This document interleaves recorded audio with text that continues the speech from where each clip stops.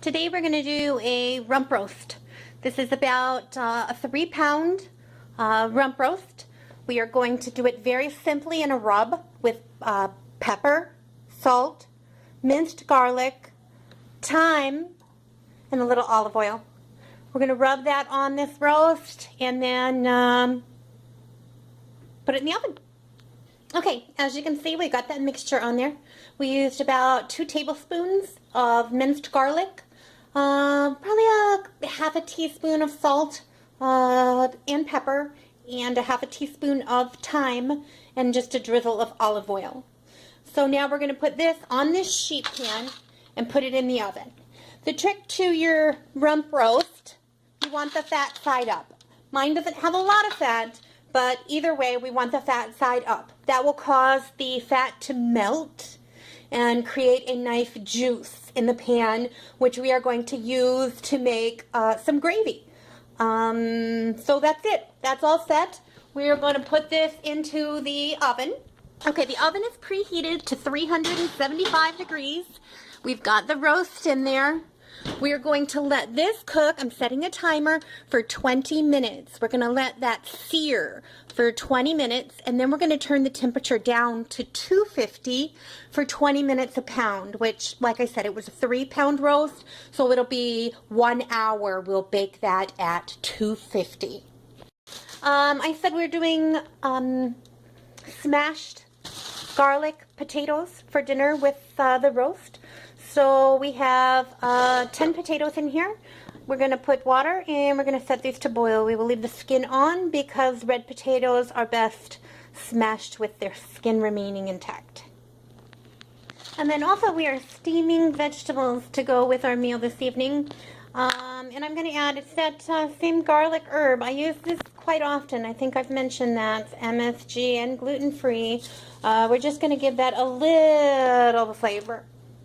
Not too much. We don't want it to be overbearing. Those will go in the microwave to steam. This is a steamer pot.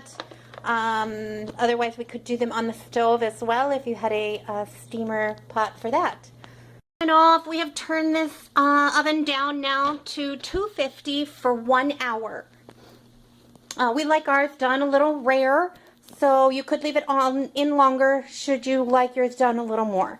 Our timer is going off here. Our roast is done. Our potatoes are cracked and done, ready to be smashed and buttered.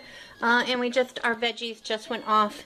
I'm going to pull this out of the oven and put it on this cutting board. And I'm going to tent some foil over it, and I'm going to let it sit while we make gravy and finish up the rest of the items. Tented here under this foil, letting it rest. Now I'm going to make some gravy to go over it. Do this right here on the pan just to get all the bits, so it'll be great in our gravy. So all I did was take some butter. I turned this burner on so that my sheet pan's getting nice and hot, and I'm just moving this butter around here with the whisk so we can get the juices.